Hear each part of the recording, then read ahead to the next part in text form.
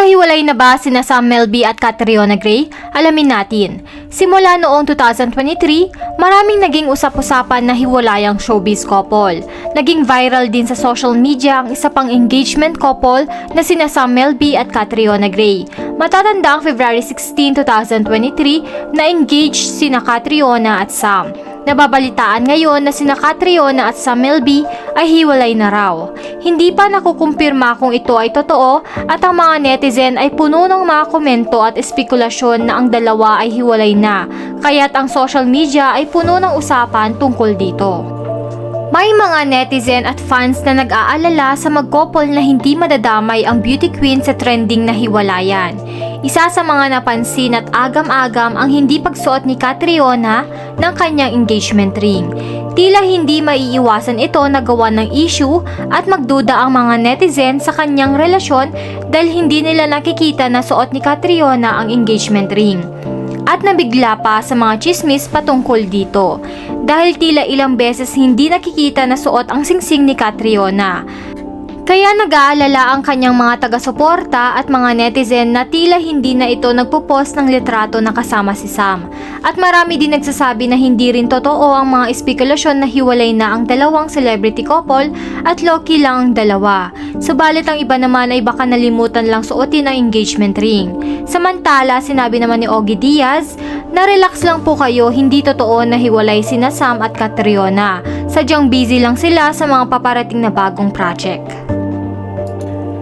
Ipinakita naman nilang dalawa ang kanilang larawan ng kanilang engagement, nagpapakita na gaano sila ka-in love sa isa't isa.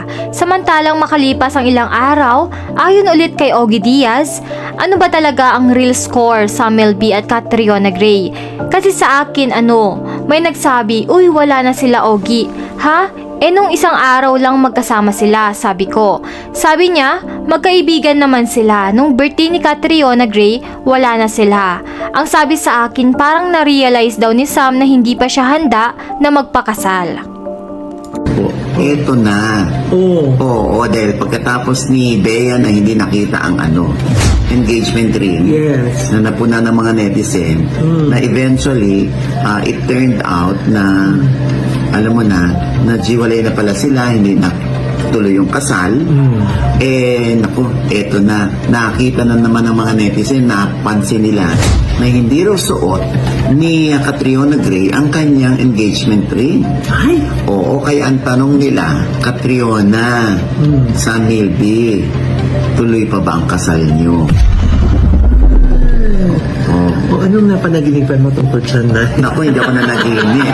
Talagang nagtanong ako. Ay, oo. Kung totoong hindi natuloy ang kasal.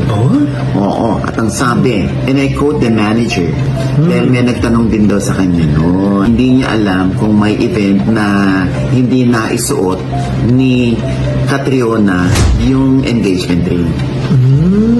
Oo daw, mayroong pagkakataon na hindi niya suot. Oo. Pero hindi na tinanong ng manager sa dalawa kung okay ba sila. Noong January, makikita dito na sinupresa pa ni Sam Melby si Catriona Gray sa kanyang debut na makikita dito ang pagka-unconditional love nito. I'm like looking around the room and I'm seeing you. But it really means a lot.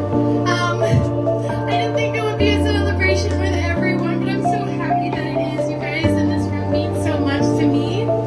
And I'm so happy to be entering this decade with you all. Because you've all been such a big part of my life and I love each of you.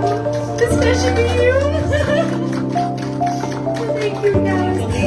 Please welcome Pat's fiancé and hopes to be Sam Melby. You're still a perfect as days go by. Even the worst things that made me smile. I'd stop the world that gave us time.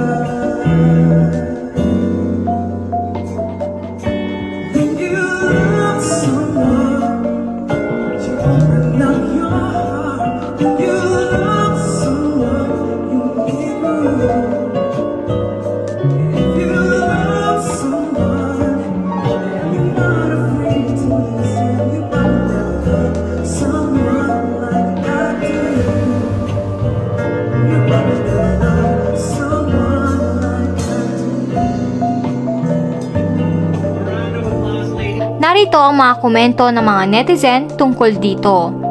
Kaya di sinusuot ni Kat ang singsing kasi alam ni Catriona na maraming katulad ang singsing sa online, haha.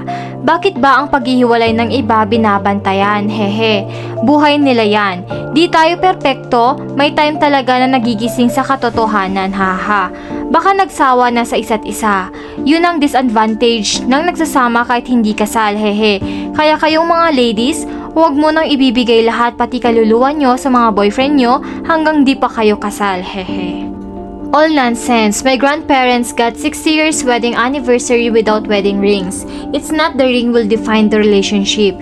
It's behavior of both couples with their arsenal of loyalty and respect. Di naman talaga sila bagay. May issue dati itong si Sam. Bagay kay Catriona yung super rich na lalaki kahit hindi kagupuhan. Mas bagay nga si Kat kay Clint Bondat.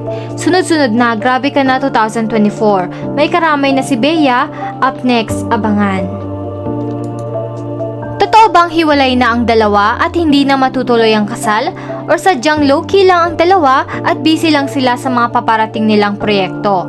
Comment down your thoughts below. Don't forget to like and subscribe for more latest trending news from us, and thank you for watching!